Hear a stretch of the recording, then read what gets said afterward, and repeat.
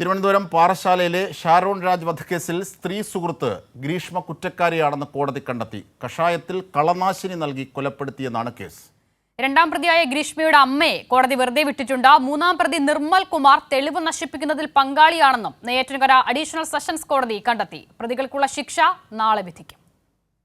2022 October 14 Greeshma കാമുകനായ Sharon രാജിനെ വീട്ടിലേക്ക് വിളിച്ചു വരുത്തി കഷായത്തിൽ കളനാശിനി നൽകിയത്. 11 ദിവസങ്ങൾക്ക് ശേഷം ഷാരോൺ മരിച്ചു. കേസിൽ 95 സാക്ഷികളെ വിസ്തരിച്ചു. ഗ്രീഷ്മ കുറ്റക്കാരിയാണെന്ന് നെയ്യാറ്റിൻകര അഡീഷണൽ സെഷൻ കോടതി കണ്ടെത്തി. കൊലപാതകം മരണത്തിന് കാരണമാകുന്ന വിധം വിഷം അകത്തേക്ക് നൽകി പോലീസിനെ തെറ്റിദ്ധരിപ്പിക്കൽ എന്നീ വകുപ്പുകൾ നിലനിൽക്കുമെന്ന് Neyyattinkara additional session judge M Basheer വിധിച്ചു. എന്നാൽ രണ്ടാം പ്രതിയായ അമ്മയ്ക്കെതിരെ ചുമത്തിയ കേസിലെ വാദം കോടതി അംഗീകരിച്ചില്ല. ശാസ്ത്രീയ തെളിവുകൾ കോടതിയിൽ ഹാജരാക്കിയിരുന്നുവെന്ന് പ്രോസിക്യൂട്ടറും അന്വേഷണ ഉദ്യോഗസ്ഥരും പറഞ്ഞു. ഒന്നാം പ്രതി ഗ്രീഷ്മയെ തട്ടിക്കൊണ്ടുപോകലിനും അതുപോലെ വിഷം കൊടുത്ത് കൊലപാതകം നടത്തിയതിനും പിന്നെ പോലീസിനെ തെറ്റിദ്ധരിപ്പിച്ചതും അന്വേഷണ വേളയിലും അല്ലാതെയും തെറ്റിദ്ധരിപ്പിച്ചതിനുമാണ് ഇപ്പോൾ കോടതി കുറ്റക്കാരി എന്ന് കണ്ടെത്തിയിരിക്കുന്നത്. നാളെ ഈ ശിക്ഷയിന്മേലുള്ള വാദം കേൾക്കുന്നതിന് വേണ്ടി വിചാരണ വച്ചിരിക്കുകയാണ്.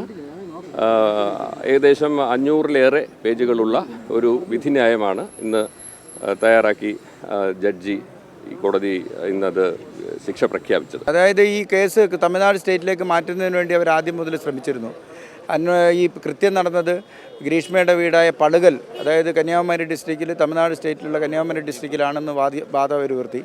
പക്ഷേ അന്നത്തെ ദിവസം രാവിലെ ഷാരോൺ പോകുന്നത് അയാൾ പാറശാല ലിമിറ്റിലുള്ള കേരള സംസ്ഥാനത്തിനകത്തുള്ള വീട്ടിൽ നിന്നുമാണ്.